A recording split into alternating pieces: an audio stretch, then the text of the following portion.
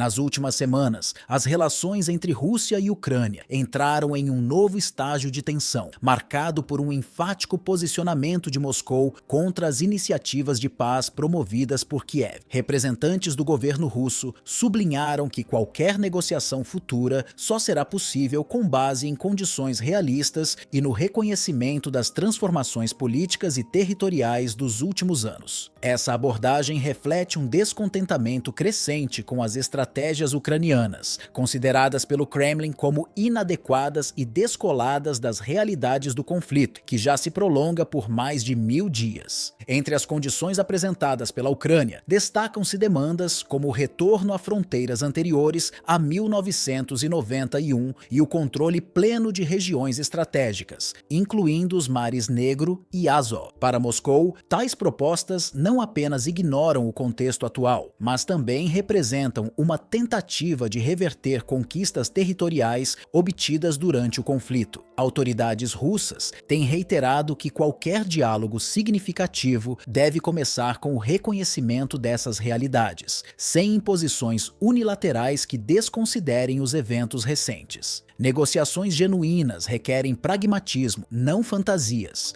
afirmou uma fonte diplomática próxima ao Kremlin. Nos bastidores, analistas internacionais sugerem que as propostas de Kiev têm como objetivo central preservar a relevância global da Ucrânia e assegurar o apoio contínuo de aliados ocidentais. No entanto, cúpulas como a realizada no meio de 2024 foram amplamente criticadas por Moscou, que as descreveu como encenações simbólicas sem impacto real no terreno. Essas iniciativas, segundo o Kremlin, não apenas excluem deliberadamente a Rússia do processo, mas também reforçam a percepção de que os esforços ucranianos são mais focados em narrativa política do que em soluções práticas. No campo militar, a situação se mostra ainda mais complexa. A Rússia mantém controle consolidado sobre regiões estratégicas, como Donetsk, Lugansk e Zaporíjia, enquanto a Ucrânia enfrenta dificuldades significativas para avançar ou recuperar territórios perdidos. Tentativas de ofensivas por parte de Kiev têm sido consistentemente neutralizadas pela superioridade russa, que utiliza táticas combinadas de força terrestre e naval para garantir domínio em áreas críticas. A presença russa nos mares Negro e Azov continua a desempenhar um papel crucial nesse cenário, bloqueando movimentos estratégicos ucranianos e solidificando sua posição. Além do impacto no campo de batalha, o conflito está causando um colapso econômico em várias frentes. A necessidade de reconstruir infraestruturas essenciais, como redes de energia, já exige investimentos que ultrapassam dezenas de bilhões de dólares, colocando uma pressão considerável sobre os aliados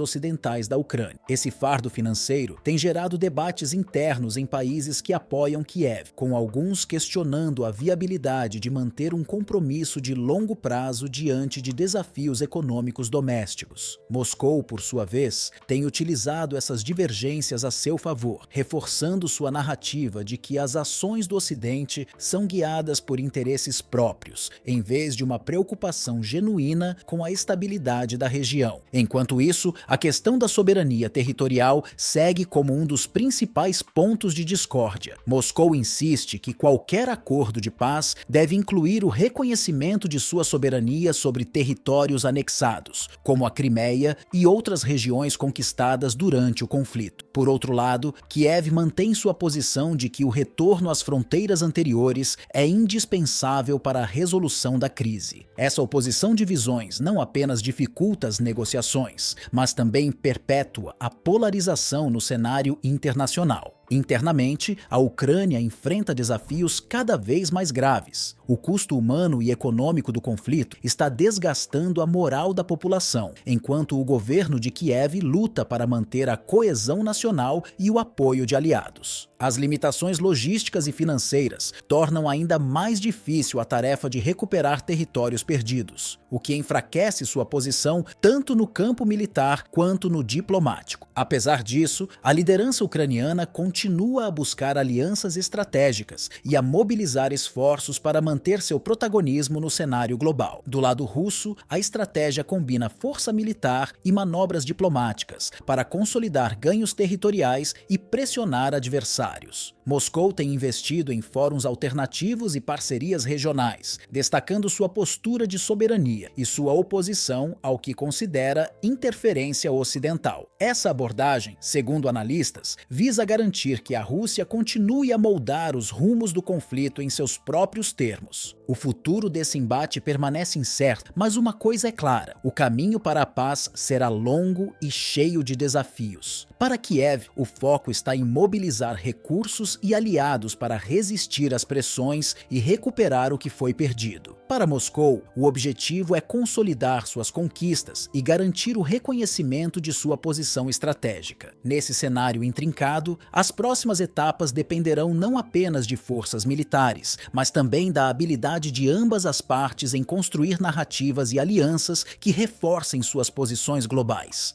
Um dos aspectos mais sensíveis e desafiadores desse conflito é a disputa sobre as fronteiras e a soberania territorial. Para Moscou, qualquer negociação séria deve obrigatoriamente incluir o reconhecimento de sua soberania sobre a Crimeia, anexada em 2014, bem como sobre as regiões incorporadas em 2022 após referendos controversos. Essa exigência, que o Kremlin considera inegociável, reflete uma estratégia de consolidar conquistas territoriais e garantir sua legitimidade perante seus próprios cidadãos e aliados. Por outro lado, Kiev insiste no retorno às fronteiras de 1991, considerando essa condição indispensável para preservar sua integridade territorial e soberania. Esse choque de interesses cria um impasse quase intransponível, que até agora tem frustrado qualquer avanço nas negociações. No plano interno, Kiev enfrenta uma combinação de desafios que testam sua capacidade de liderança e resiliência. A guerra prolongada tem causado um impacto devastador na infraestrutura, na economia e no moral da população. Além disso, a pressão para manter o apoio popular em meio a perdas militares significativas e incertezas econômicas cria um clima de instabilidade. Os esforços para atrair mais suporte internacional, embora contínuos, começam a encontrar resistência, tanto pela exaustão dos aliados quanto pela percepção de que as iniciativas de paz propostas não têm sido suficientes para alterar significativamente o curso do conflito. Esse desgaste ameaça a coesão nacional e coloca o governo ucraniano em uma posição cada vez mais vulnerável. Enquanto isso, Moscou intensifica suas ações diplomáticas em fóruns alternativos e regionais, buscando consolidar parcerias estratégicas